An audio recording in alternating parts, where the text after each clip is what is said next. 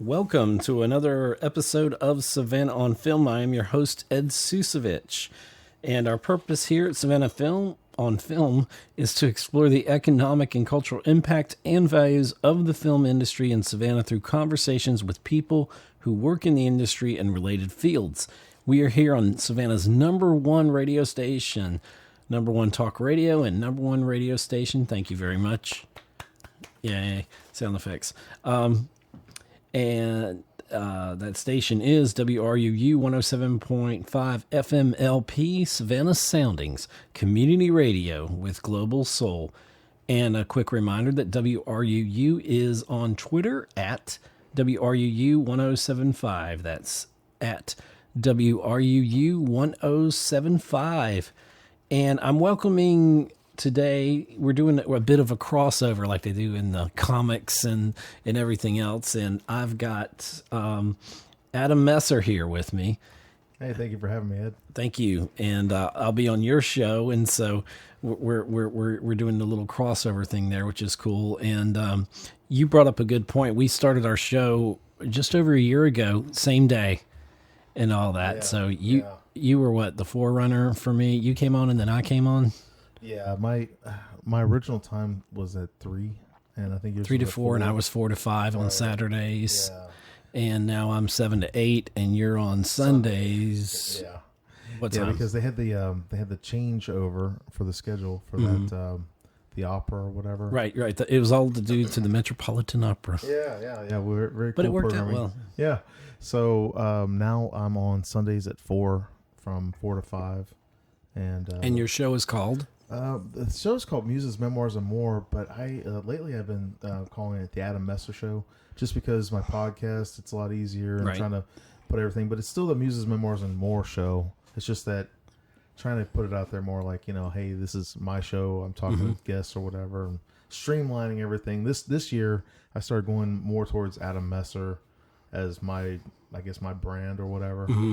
For my website. Well, branding is very important. Yeah, it's easier to remember, I think, for me. I love the title that you have now. I was always intrigued by the title, and you have a lot of interesting guests. And sometimes we like you said early on, our guests can kind of cross-pollinate. Being in Savannah, it's hard to distinguish sometimes what's in film and what's in literature and what's, going to the screen. And to an extent. My show, I interview artists, authors, and entertainers, so it's a broad spectrum, creative people basically, and I don't focus on just on film. Like, I've had musicians on there, I've had actors, screenwriters, authors.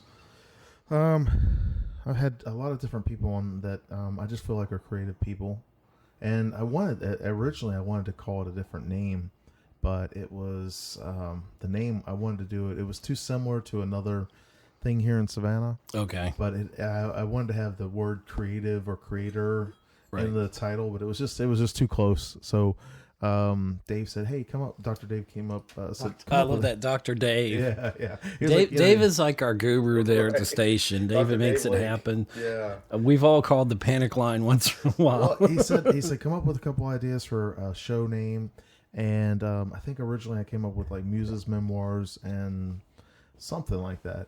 And he had suggested the and more part, and so I think it worked out pretty good. So officially, the title of the show is Muses, Memoirs, and More.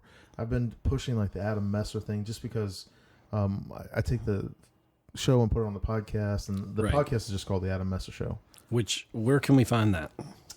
It's on Anchor FM /Adam Messer, but it's also like on all their different channels that they put it out, like Spotify and Apple, iTunes or whatever. Yeah, it's Apple Podcasts now. I have to get used to that.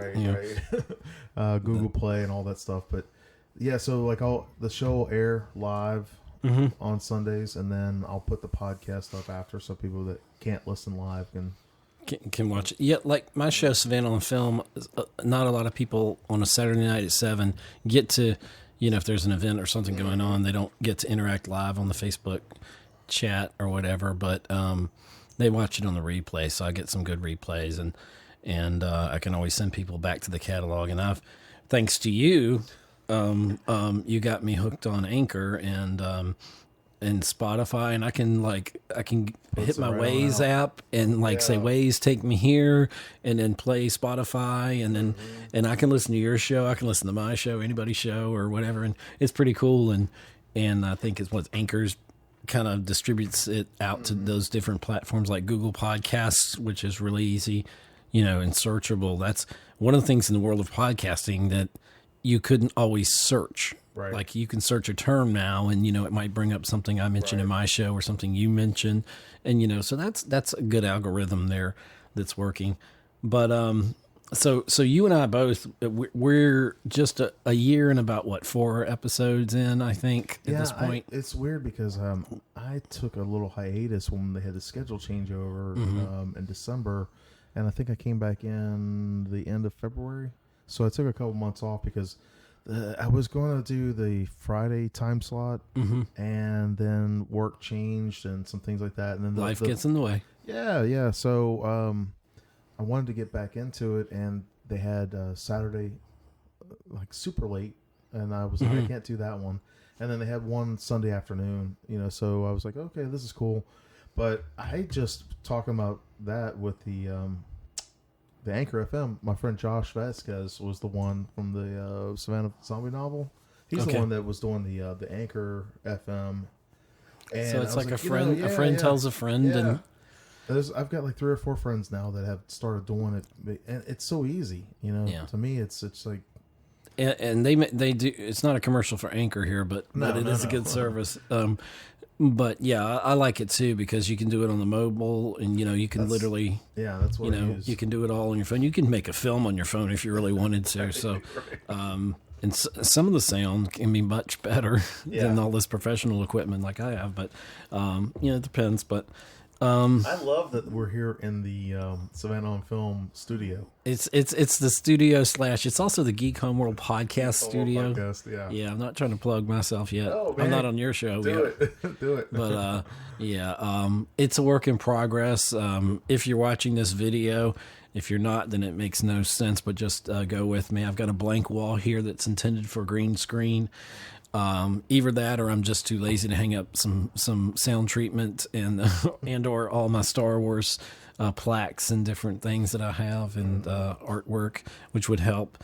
But I've got it this place is set up. I've got a place where I want to eventually, with my Geek Homeworld podcast, do a bunch of unboxings and stuff like that. And, there's a lot of ideas I have, creative things, but this show isn't about me. That comes later when I'm on your show, whatever your show is going to be called. Do you want to just give you a background or whatever? Yeah. Okay. I was leading into that. And okay. We got off on track. So I was born. I grew up. I moved to Savannah when I was 19. Born down in a dead man's town. The first kid that took. No. Yeah. So in 2014, I started doing Spotted as a photographer for the Savannah Morning News, and that summer in August, I started doing. I started writing for Savannah Morning News, Do Savannah, as a journalist. My first article was actually about Savannah Lion Gamers, Savannah Lion Games out in Pooler. Okay. And then there was another article that I had where this couple was doing they were from Savannah, but they were doing guest judges. They were guest judges at Dragon Con. So that was kind of cool. It was human interest or whatever. And I've been writing for them since then as a freelance journalist. So how I got involved with WRUU was I actually interviewed Dr. Dave for their Tunes and Brews last year. Mm-hmm. And one of the things at the end he said was that they were interested in, anybody that might have a story or a show idea or something like that. Right. They were looking for new hosts and new program ideas. And so I said, well, I've already been interviewing, creative people, authors, artists, entertainers, things like that. I thought it'd be kind of good, and I said, hey, I'd like to do this show. So that's how I got involved with the WRUU, and being a published journalist. I've always said I love nonfiction. I love to read nonfiction. Mm-hmm. Done a lot of academic and business writing, that kind of thing. But last year I published my first fiction book, Okay. called Blood Thrasher, The Devil's in the Metal. Because you remember back in the 80s, That's a cool title. I like it. Yeah, you remember they used to say heavy metal was the devil's music or whatever? Yeah, I don't know what you're talking about. but, yeah. But back in the 80s, they did. They did. Ozzy Osbourne, right. Iron Maiden, whoever else. Yeah. So this book is it's set in Savannah, and it's like what happens when a couple of kids get VIP tickets to go to see a heavy metal band called Blood Thrasher. Turns out that they're vampires, and it doesn't go so well for them. Right. So I wrote that, and I've actually been working on the sequel to it. The first one's a novella, so it's only like 10,000 words. The next one I'm working on is... That sounds like a lot. I mean, I haven't written in a long time, so... It's a quick read. It's like 42, 43 pages, something like that. Okay. So, you could read it in a sitting, or you could read it, a couple pages or whatever. I designed it so you could read it on a break or something like that. That's cool. But, yeah. And it probably leaves you wanting more. Yeah. The story leaves you kind of... It leaves off... I don't want to do any spoilers, but it leaves off where a lot of things change, and it doesn't turn out the way that they think it's going to turn out. So you're kind of subverting the expectation a bit? Yeah, a little bit. So I'm working on the second one right now, but... it's something I enjoy. I love talking to creative people, like, being with you on this show. Thank you. You talk to creative people as well. Yeah, all the time in the film industry, and it's amazing. I want to know, because I always learn stuff. What's your writing process like? Are you like Stephen King and you sit down and write like 6 pages a day or something? No, I'll put it this way.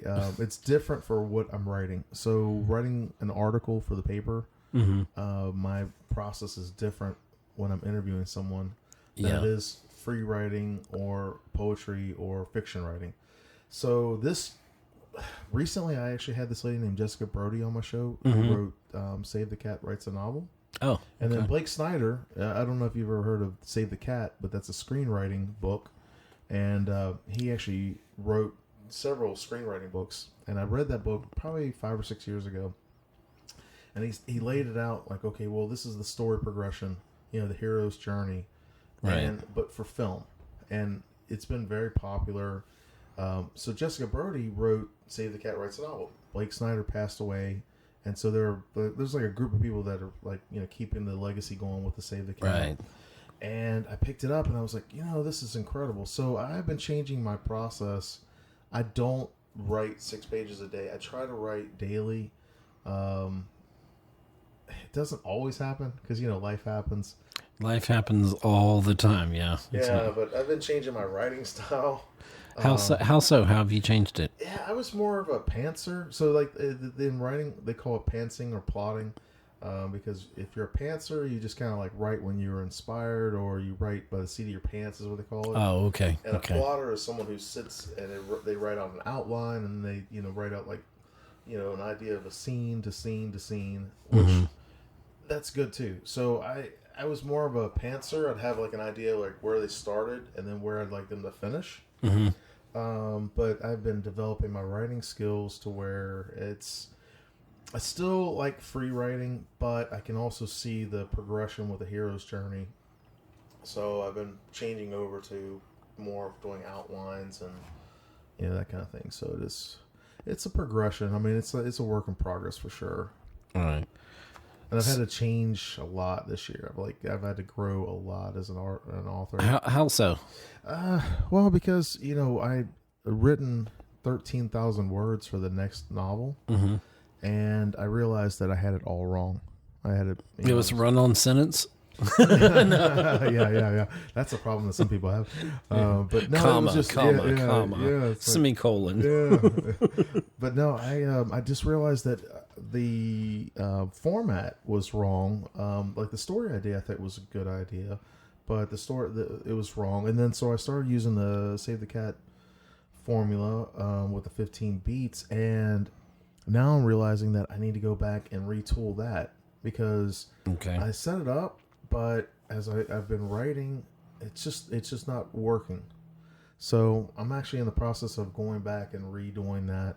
And so that is a challenge and it's a growth. I also joined this 90-day writing group where we're like, hey, let's do this and help each other out. And I'm coming up on the deadline, and honestly, I think I'm going to miss the deadline. It's a personal deadline, but it's because I have to go back and retool it, and I don't want to. I don't want to put on anything that's not. I'm just going to say it. I'm a perfectionist, but I don't want to put anything out there that's like not worthy. Subpar.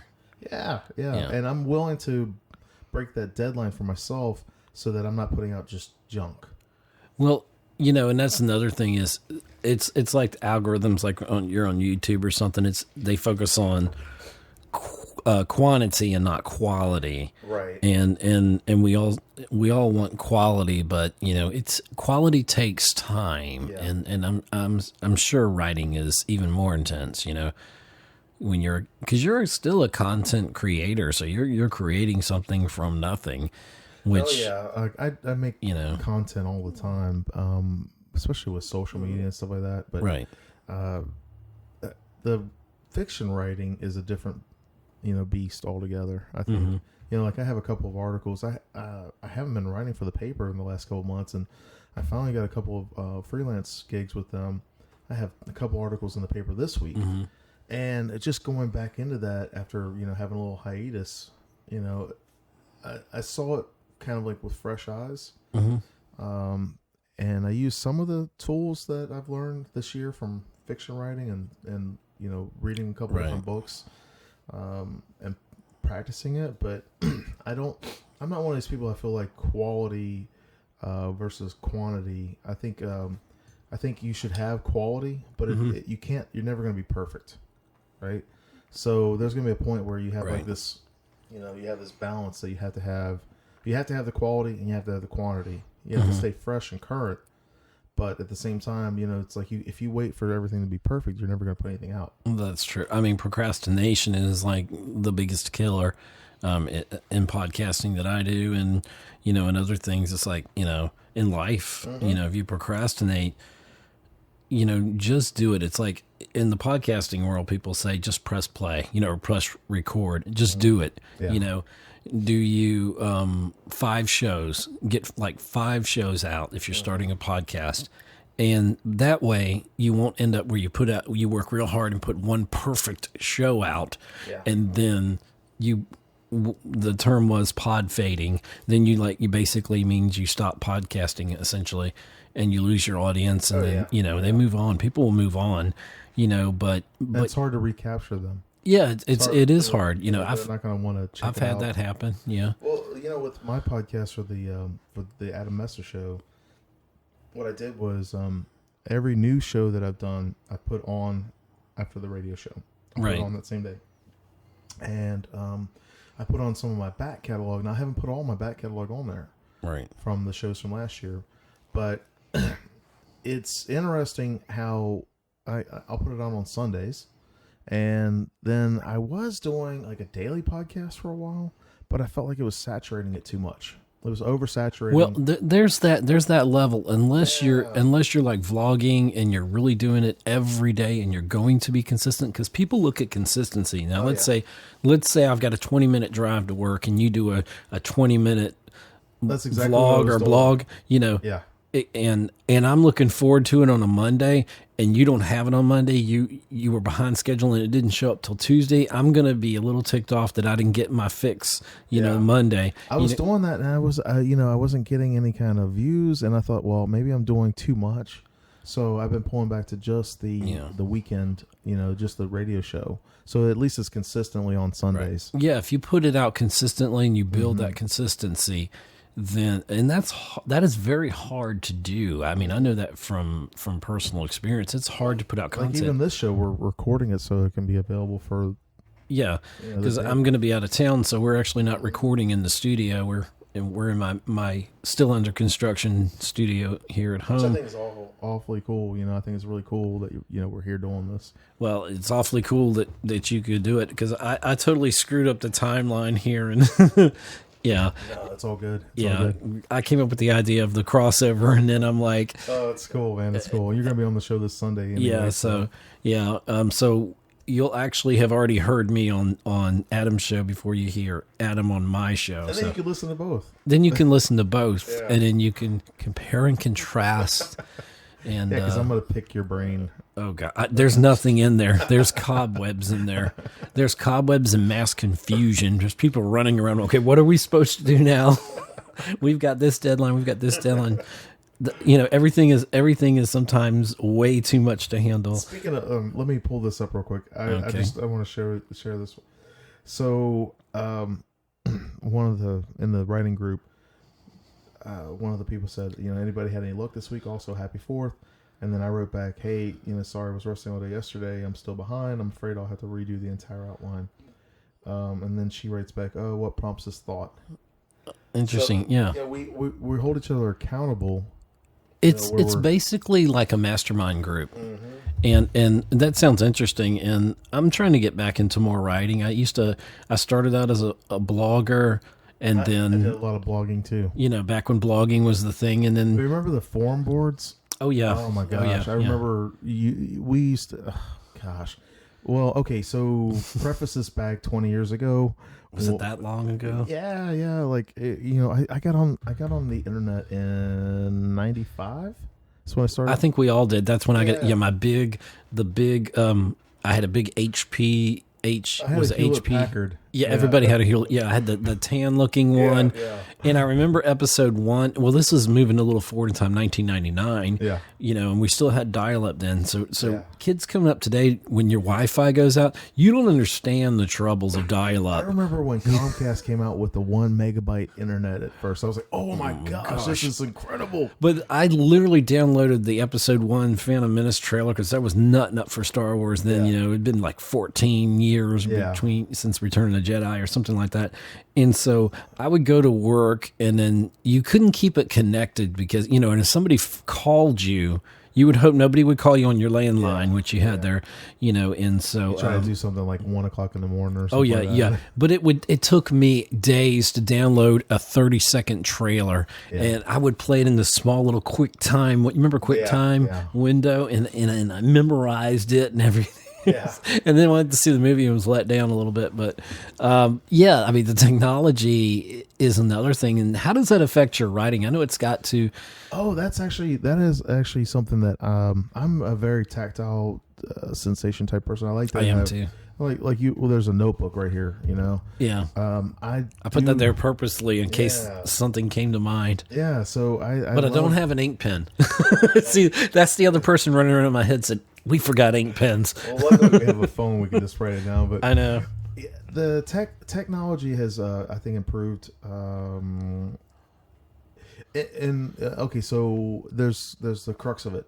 You have the available and access to technology, and then there is all of the availability and access to technology. So by that, what I mean is, it's great that we have it, but sometimes there's so many choices. You have to figure out, okay, like with your sound setup here. Yeah. You're like, okay, this is the sound setup I wanted to do.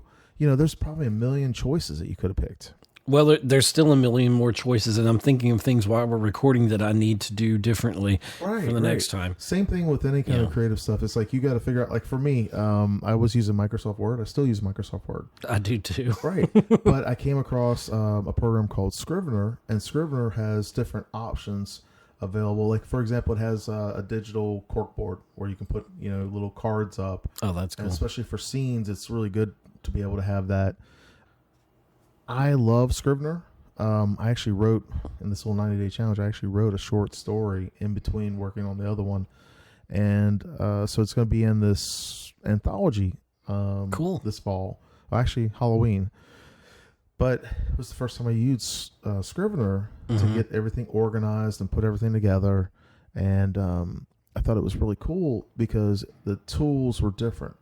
I use my phone. Like sometimes I'll text myself. I'll use like an app on my phone. Right. Matter of fact, I have WordPress on my phone, so I'll use that to publish. So writing, I think you can be oversaturated with how many things you can do. Just like I was saying about doing too many podcasts. Well, you brought up an interesting point, and this is something that stops me. I know how to write a screenplay, and I have one that I started on, because everybody in film has a screenplay they're working on, right?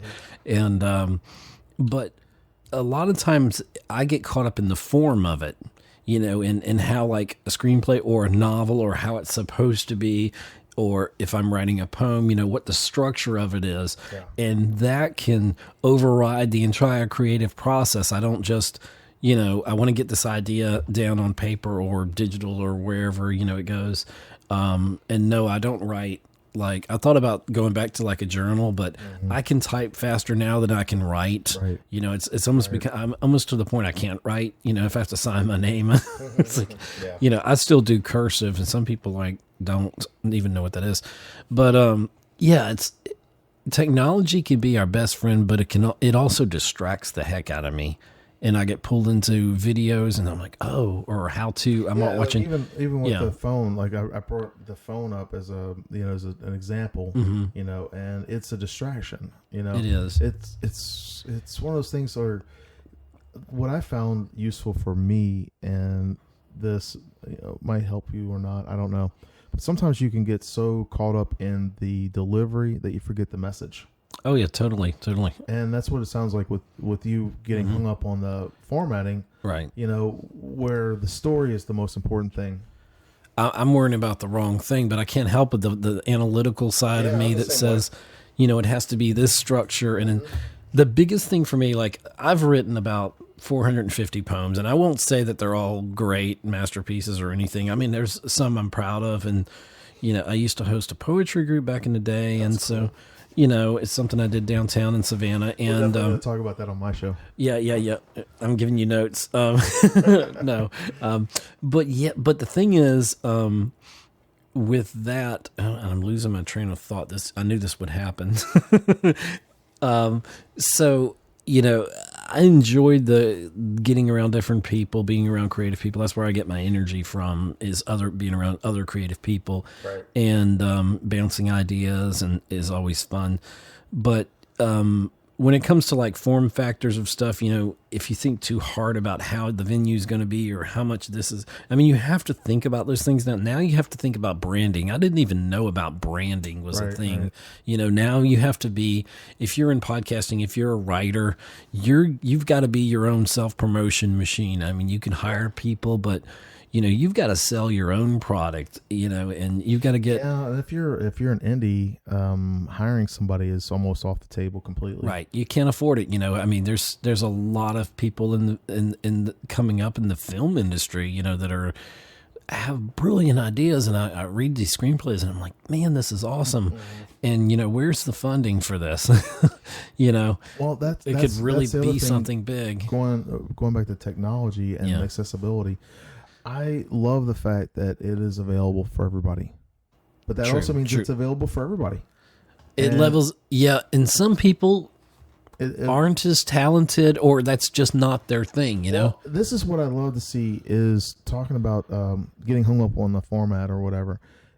I can't remember the author's name that said this, but you can't edit a blank page. Right? Oh, wow. So you can write your first, like in the, Jessica Brody talks about in the book, she talks about the first draft is like a discovery draft. So it doesn't matter if it's screenwriting, whatever, poetry or whatever you're writing, that's a discovery draft. It's like you're just you're telling the story to yourself, right? Mm-hmm. So then when you go back and edit it, and this is one of the reasons why I'm having to change, I'm adapting and learning as a writer and author, you are telling the story to yourself first, and then when you're editing it, you're going back and getting it prepared to tell someone else. Right. You're like, this is in my head. It made perfect sense in my brain. Exactly. But then when I went to translate that, it's like, oh, Adam, what are you talking about? My wife has read some of my poetry that I wrote years ago, and she's like, you need to edit this and this, and me, I'm, to your point, I'm kind of like, this is perfect the way it is. And if I go back now, am I going back in history and changing the moment when I created it and the situations? I feel like it needs to live authentically and raw that way. You can leave the first draft like that. You can start a whole different draft. But I maybe it's just laziness. I'm like, boom, unless it really sucks, I'm like. Well, it goes back to that perfectionism. Like you get hung up and you get caught up in love for your own thing. Oh yeah. And that's I have had to learn not like constructive criticism, right? Yeah. I don't take that one. Well, that's the thing. There's It's a like word if you called have- criticism in there. Well, if you have someone who's advocating for you and that they have your Right. best interest, being able to take constructive criticism is so vital in any kind of craft. Being able to learn self-editing. Like when we were talking earlier about, well, this is, I want to put something out, but it's not necessarily up to par with what I want. It's because you have taste, and you're Right. like, okay, I know it's not where I want it to be right this minute. Well, you need to serve yourself, your vision of it, but you need to think about the reader, right? Your audience. Your Yeah, audience. that's You always have exactly- to think about the audience. And, your audience always wants to hear Hotel California. But, sometimes you want to play one of these nights, or you want to play an obscure song if you're an Eagles. You know what I'm saying? It's like that. If you're Jimmy Buffett, you have to play Margaritaville. You just have to. Right. Or, there's going to be a riot. Well, they came out. People this is actually. I'm so glad that you brought that up because Cool. I'm working on a podcast right now talking about supporting indie creators. Oh, cool. And so the point of the supporting an indie creator is you might go to a place and buy a $5 cup of coffee, which is uncommon in today's world, right? Yeah, isn't it like $10? I mean, like it never happens like where you go and pay $5 for a cup of coffee, right? Yeah. No, I mean, I'm just kidding, but whatever. I look at it like this. When you're supporting an indie creator, I don't want anybody to ever buy something just because they're like, oh, Ed, I really like you. I'm just going to buy it just to buy it. Yeah. Or here, buy my album or whatever, my CD, or how it used to be, Right. or come. We're yeah. so conditioned as consumers to see a brand name, and we think that that's the way it should be. All right, like if it's not a brand name, it's generic and therefore Right. inferior quality. And there's so many indies out there that are putting out quality music, writing, podcasts, whatever. And they're putting so many things out there, but we're so inundated with products and pitches and advertising and marketing and, that why support an indie creator, And what I see over and over again is somebody will say, well, I like it, but, like if I come up, like this cup has a Superman on it, right? Yep. The coffee is my kryptonite, it says. Right. But if I come up with an individual, indie superhero, Yeah. that's not Superman, that's a risk that you're taking, right? And aren't they all Superman, really? Right, it's right. like they're either Superman or Wonder Woman if they're female, basically. Yeah, but they're you're taking a variations risk, of it. and people, they're going to say, well, I know that this is Coffee Bucks coffee. Right. I love Coffee Bucks coffee, so I'm going to pay $5 for it versus paying Well, that's $2 because for the Ed Susevich coffee. mine's cheap. No, it's Folgers. No, but Folgers is good. I like Folgers. But it's what's in your cup or whatever they used Coffee to. grounds and all, I love it. Oh yeah, I'm sorry, you got the end of Good. that. Yeah, sometimes I just Builds eat the character. coffee grounds. Yeah, like oh good Builds gosh, character. but that's about building a brand. And so if you've built your brand and then people know what to expect, Starbucks, you know what you're getting, the quality you're getting, but You can expect that every time you go. Happy Ed's coffee corner, might be hit or miss. It depends how Ed feels that day on making the coffee, extra grains for you, sir. But that's the thing about it. It's like, creating a product and then putting it out there. Right. I don't think that anybody should ever have to buy something that they don't want to. Right. Right. But I think we are so conditioned to think that a big brand is automatically better. And they are. They are in a way because they're consistent. A Starbucks is going to be a Starbucks is going to be a Starbucks. Right. The indie stuff is going to have a variable, because it's not mass produced. It's not. And that can be production refreshing in one part, so to speak, but it can also mean inconsistency. Yeah, it can. And that with an indie creator, you're gonna, like you were saying about being consistent earlier about putting your podcast out or your show or whatever. That I think is the way that you can combat branding when you're creating a brand as yourself. Right. Like with me, I'm I put on there the Adam Messer Show. The radio show is called Muses, Memoirs, and More. that's cool, but it's harder for people to spell. Yeah, some people don't know how to spell memoirs. I know it sounds crazy. I'm a writer, but my thank you spell check is all I've got to say. Right. So something short and simple. Yeah. So that's why I switched over, because it's representative of me. I'm Adam Messer. This is what I use. I don't have another name to use. I mean, I didn't use a pen name or anything like that. Right. So I'm trying to put something out there, but when I see this over and over again with indie creators, it's something that they fight for. It's like, I'm putting this thing out there in the world. Everybody check it out. Look at it. It's this beautiful thing that I'm making. I had a thing that my little poetry group back in the 90s, and I think about it now and kind of laugh, but I felt it had to at some point had to have a name. And there was a good friend of mine, and she was an artist, and she drew up all these like gothic things, and I really wasn't gothic or anything. Right. I'm probably the least gothic. I can see you wearing like black leather. Oh no, I went through my phase when I was in my late teens to early 20s where I just wore all black, and as you wear your black T-shirt today. And actually black shorts, which I never wear black shorts. And he's secretly still a goth, everybody. I'm gothing away in my old age. But yeah, it was called PAS, Poetic Anarchy Society, and it was nothing to do with anarchy, but I thought it was like the coolest name at the time. And this is like the 90s, and everybody was in flannel. I had my flannel shirt, and it made it through the entire 90s. Yeah. I was still hanging on to my 80s. I've never let go of my 80s, but I'm still a hair metal fan and all that. But it's when we talk about like technology, we talk about branding, and that's you have to be the business person to be able to handle that. And most creatives, it's not natural to them.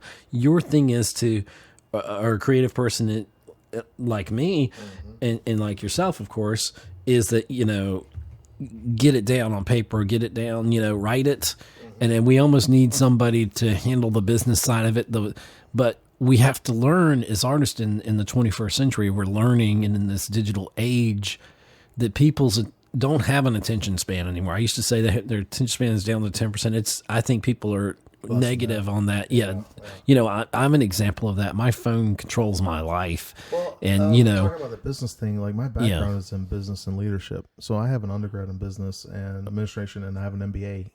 Wow. And so what you're saying, I think, is so true, because when you have something that you believe in strongly enough that you want to put it out there to the world, and you want to say, hey, you put a price tag on that to sell it, or you give it away for free. There's a lot of that's part of the marketing thing where people give away free stuff, right?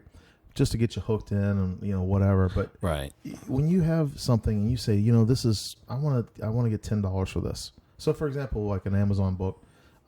There's certain costs that go into buying an author copy. You have to actually pay for the book. You have to pay for shipping. You had to pay for, like, if you did the cover yourself, whatever. There's just all these costs involved in just the production of that one item. Right. So, and for example, if you go to an event, a table, you might rent a table, and the table is going to be, a set cost or whatever, but you're paying just to get out there in front of people.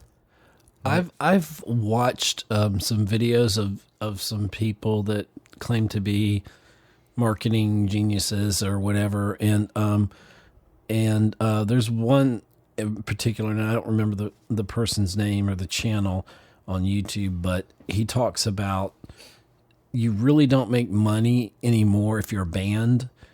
By selling your albums. You might make enough for gas for the van to get to the next gig, but he said really it's in marketing, it's in merch. It's not in the music. The music is not going to get you paid. It's in the touring even. Yeah. That you make the money, and a lot of $25 t-shirt. Or the t-shirt. Yeah. If you create your own online store and you have enough rabid fan base, even if it's small, and then you slowly grow that base, but you keep them wanting more, and you keep them and you engage with them. That's the important thing. And people want that instant gratification and that total they access. Say, hey, I know so-and-so from this band, or that person sent me a message and, whatever. Like I just saw a new thing where you can actually hire someone to send you a personalized message. I'm not even kidding. I saw one of the talking about bands. I saw one of the artists that I like to follow, and she posted. She said, "Hey, I've got this thing now where it's a personalized site where you can get a message sent to you." And I clicked on it, and it was $20. So I can get her to send me a personalized 30-second video for $20. And I think that's cool for them to be able to, have different ways. I don't know how I feel about that. But I wouldn't buy a $20 video message.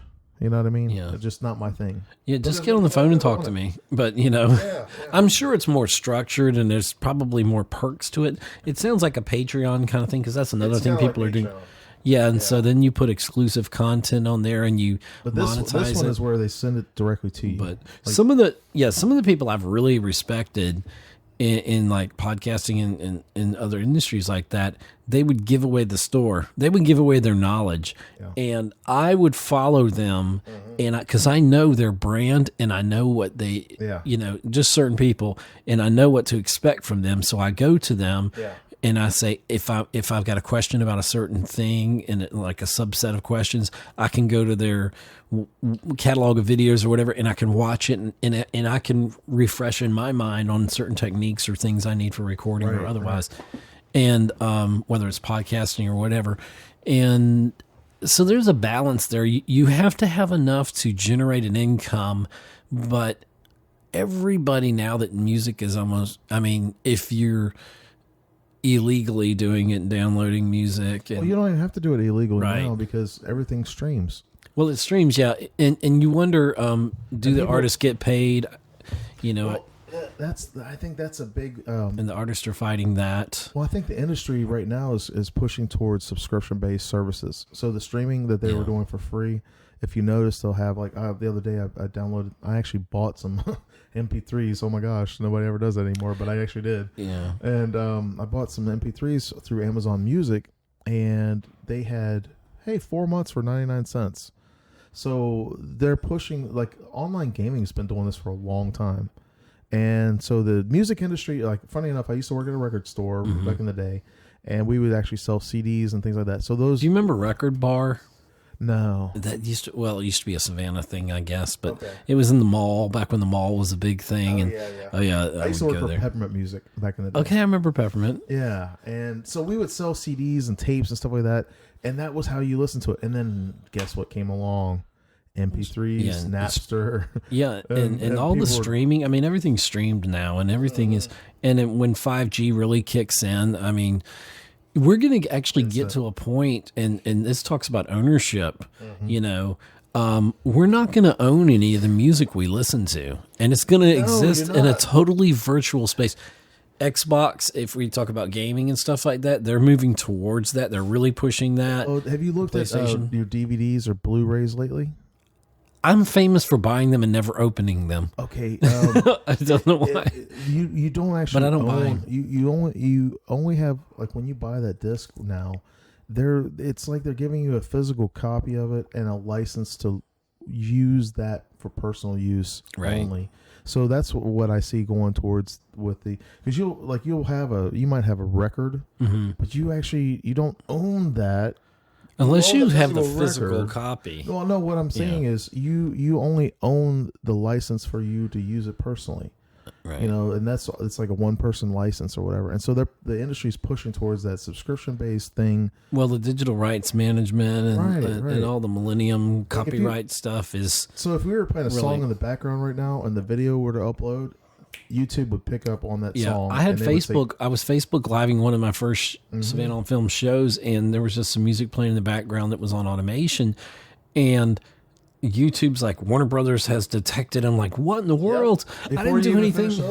Yeah, and I was like, so now I turned down the music, of course, because I'm not trying to take anybody's music or it was just playing in the background. In the software, whatever, in the Facebook algorithm, noticed a few seconds of a song, and it said, "Do you want to edit out these?" Well, it was like 43 seconds, and I was like, and still post the video or delete the video. And I was going to run out the thing. It's like, oh my gosh, what have I done? I've broken the law saw, Well, but I deleted it and then uploaded it. It was fine. But we had my daughter had a dance recital, and I just took some videos, and the CD or whatever that they were playing in the background, it picked up the music and said that this was owned by whatever company, and it took all the sound out of it completely. Oh wow! And, so I get that because you had Napster was like the big problem back in the day. Bands like Metallica were really fighting that because and I could get that because it hit their sales. Digital music has completely changed the way. I mean, digital anything was completely changed the way that people listen to music, how they consume it. Yeah, and like you were talking about artists, they don't make money off of the music anymore, right? But they make money off of the tours and things like that, and then it's like, well, are they even actually it's making in music money now? Publishing? I don't know if you follow I don't really follow it, but it's come across my path. The Taylor Swift thing, owning her masters, and she left the Big Machine Records, and there's this big hugabaloo about that. It's like $300 million, and they supposedly, different sides will say different things, but she left the company. She wanted to go a different direction. Then that company ended up selling, if I understand it correctly, her masters after they claimed that she turned down the deal to stay with the small record company, and they sold it to like Universal or whatever, the big parent company. So the people she didn't want to have control of her music now have control of her music, and she's upset about it. And so it's about owning your stuff. It's like Billy Joel back in the day. I don't know if he to this point, if he does or doesn't, but for a long time he did not.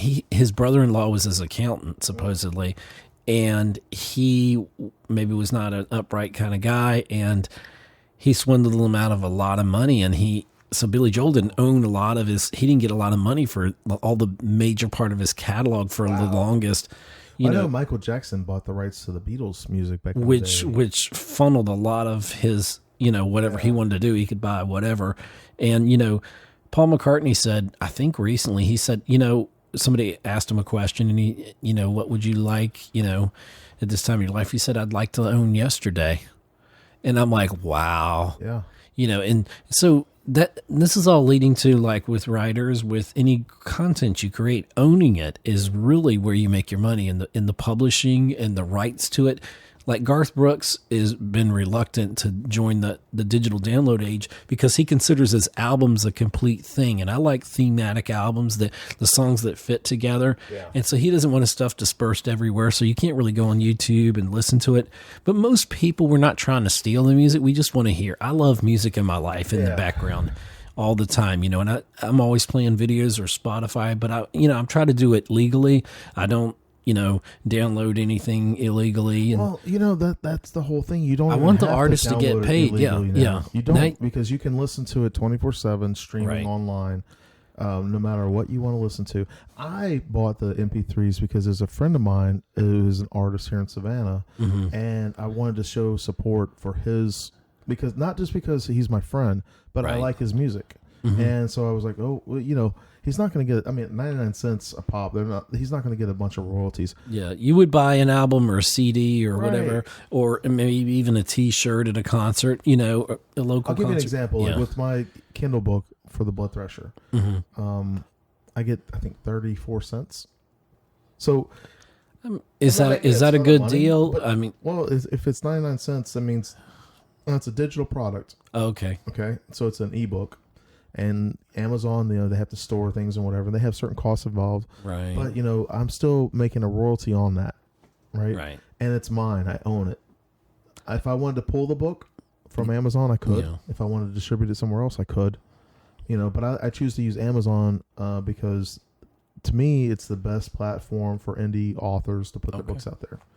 So, I think going back to the creator side and going back to owning your stuff, supporting other indie creators, just like supporting small businesses, supporting community radio. Yeah, don't do it just because you're like jump on the bandwagon.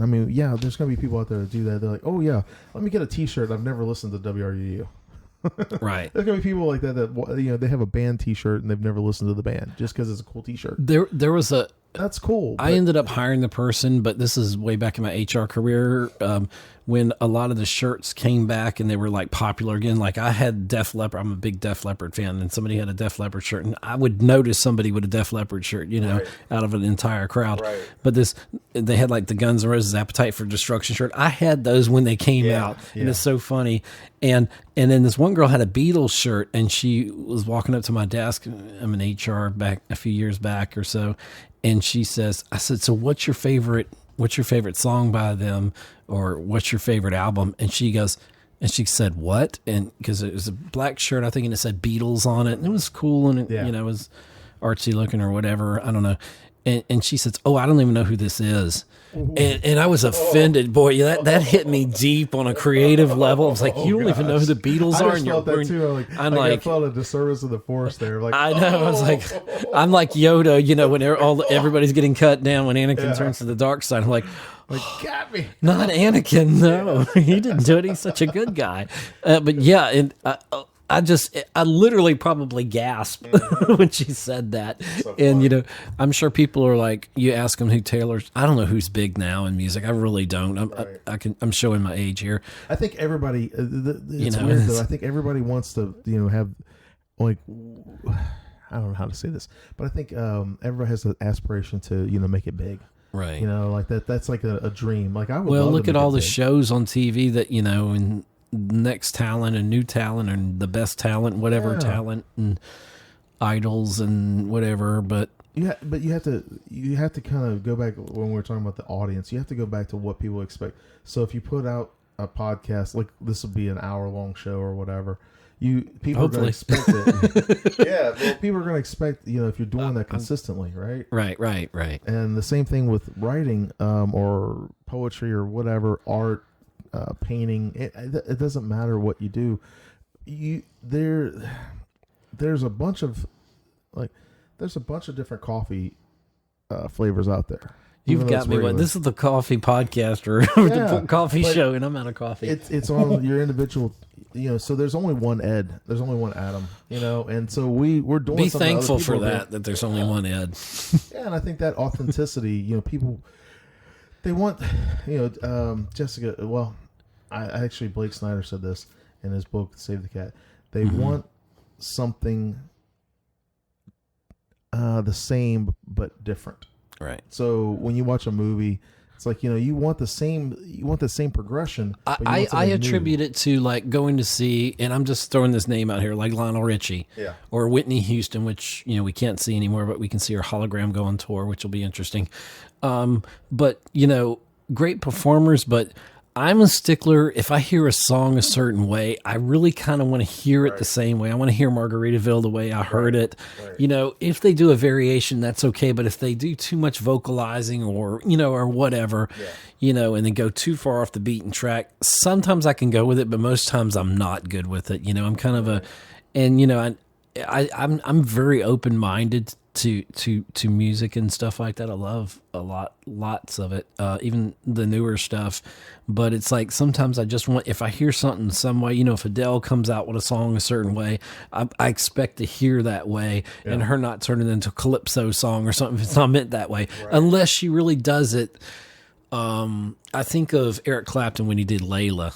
And then when he did Unplugged, I literally picked up a guitar and said, this doesn't seem, I can do this.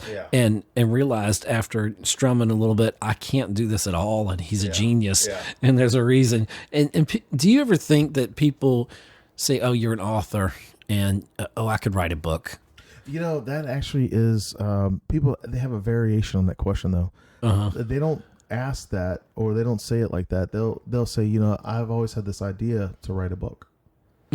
I said that to you earlier. Yeah, they do. I mean, that's a very common thing. Well, yeah, and that's the cool thing about it. And so they'll ask me, like, well, when can I consider myself to be a writer or an author? And the first thing I'll ask them is like, well, do you write? No, you don't have to do the. Stephen King is successful because he has a discipline, and he has worked on this craft for 50 something years almost. Right. Yeah. So you don't, when people look at like Stephen King, that's like, okay, this is the pinnacle, You know, this is somebody who's reached where you want to go, and that's an aspiration. But you also need to think about, okay, well, what am I doing to develop and grow as an author or writer? You know, it doesn't matter if it's poetry or fiction or business writing or whatever. How am I growing as a person? How am I making progress? You can put out the same James Bond novel all the time, or you could make it different each time, you know? Right. And we all expect James Bond to be like, you know, stuck in some kind of almost impossible situation with a bad guy that's going to, you know, just literally destroy the world. Right. And somehow James Bond's going to figure out how to save the world. We know that that's the plot. Right. But we don't know what's going to happen. Right. It's just filling in the blanks. And really, it would seem as an easy thing. Just you've got your beginning. It's like Star Wars when you did the prequels. You know what you're leading up to the original trilogy and then going forward. But, you know, when you go in there and you change things up too much, like The Last Jedi, then you upset some of the fan base, and you know, people are rabid now. Like recently, yesterday, people were talking about the Little Mermaid. Yeah, you know, being cast as a female, African American female. Right. People are going to be upset no matter what you do. I think it's great with the Little Mermaid changeover. I think it's really awesome. With the I think it's inspired story. Casting, but you know, some people are concerned that there's identity politics that are creeping into everything. But you know, so what? I mean, the way I look at it is like this: they have a right to believe what they want. But well, here's a perfect example of a live action changeover that nobody blinked an eye about. Aladdin. Will Smith versus Robin Williams. Nobody blinked an eye about that. I think everybody loves Will Smith so much that he's a comedian, but he's also an action star. It's working. It's very successful, but he wasn't trying to be Robin Williams. If he went in that film trying to emulate Robin Williams, but he played the genie. He couldn't. He was playing the genie. Yeah, it has same difference with a character as a character. There's people that are so iconic in roles you could never. Nobody could be Hannibal Lecter, but Anthony Hopkins. Right. You know, I mean, maybe Benedict Cumberbatch could do it. I don't know. Well, but that's the thing. It's like, okay, when you're picking up and they make a change, it's like you want something new, but if different. Like Luke Skywalker all of a sudden became, if he were still alive or whatever is going to happen in Episode 9, if all of a sudden he was cast as a female, okay, and the name is still Luke Skywalker, it doesn't make sense. Captain Marvel. Well, people got upset with Captain Marvel. I'm starting to like that film more post kind of shocked by it. I don't think it was, I didn't really like it first off, but in context with everything, it's starting to seem better, you know? I think, well, here's the thing. When people, there's identity politics and then people push agendas and things like that. But isn't that the point of art? Isn't art supposed to bring... Art is not supposed to be safe and gentle, and it's supposed to be avant-garde. It's supposed to push the limit. It's supposed to push the limits. I think about Madonna just put out an album. She's, she's what, 60 or close to it? Yeah. And she's done some relevant stuff. And how do you stay relevant as... Like, I know music is a little bit different and being visual and all that and maybe YouTube and stuff like that. But as a writer, how do you stay relevant? Do you think your style stays the same? Does it adapt? Because we all grow. We grow as artists. We grow as people. How do you feel about that? I really think that that's important too. Relevancy without following trends and without making... just jumping on the bandwagon type thing. Mm-hmm. You know? I can hear that too. Yeah, I don't know what that is. Shaking his head. He's like, "Oh my gosh!" But some sound. You're more sensitive to that than me because I'm not a sound guy. But yeah, I hear everything. It's so everything. It's so relevant that you asked that. Play on words. No. Yeah. Okay, so I'll give an example. Going back to the writing with the newspaper. I have a certain flow that I use for my interviews, and so I use that because it's what I know, but also trying to adapt and update my skill sets. So I think as a lifelong learner, that's how you stay relevant. You know, you look at what's going on, and you're not stagnant with. You know, I heard one of the best quotes ever. You can learn everything you need to know on a job in 1 year, and then the next 20 years you're just doing the same. You have the same experience over and over again. Right.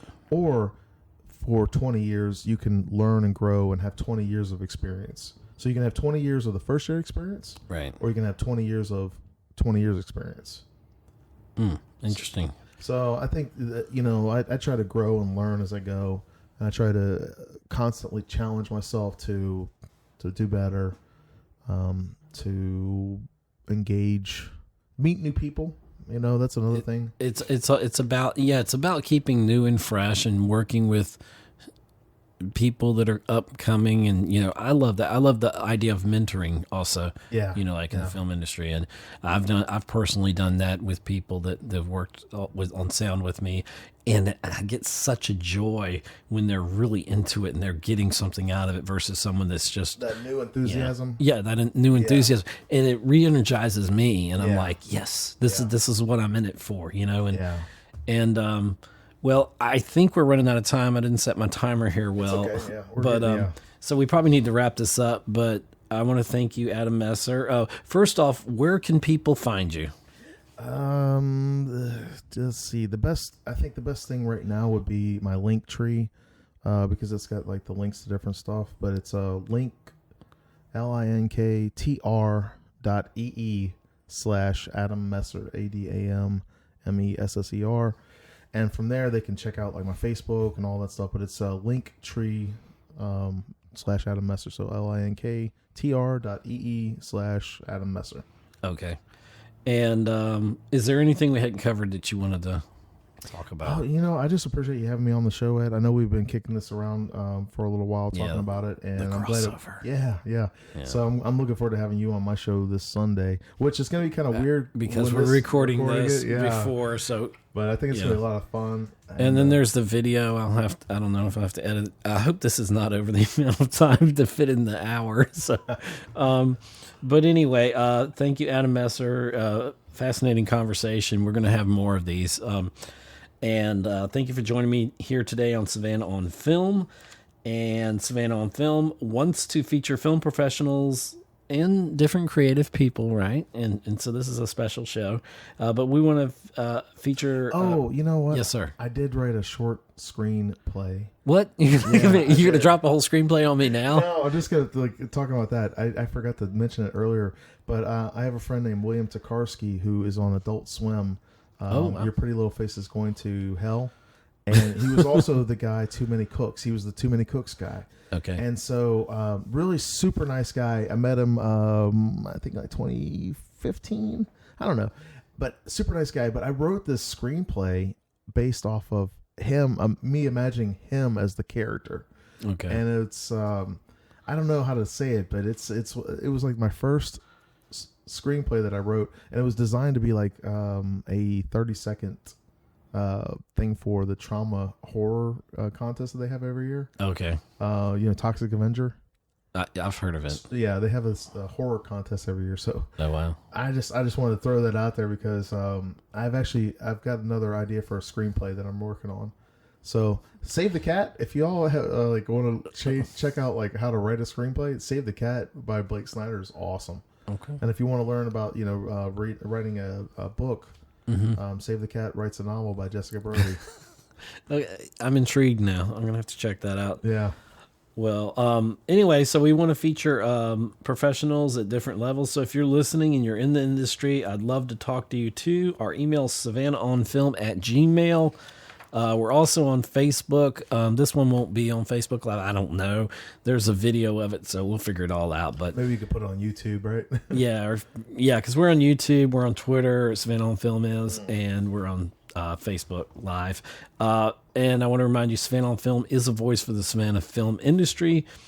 And you've been listening to Savannah on Film with your host, myself, Ed Susevich, along with my guest, Adam Messer, here on the wonderful #1 station in Savannah, WRUU 107.5 FM LP, Savannah Soundings, community radio with global soul.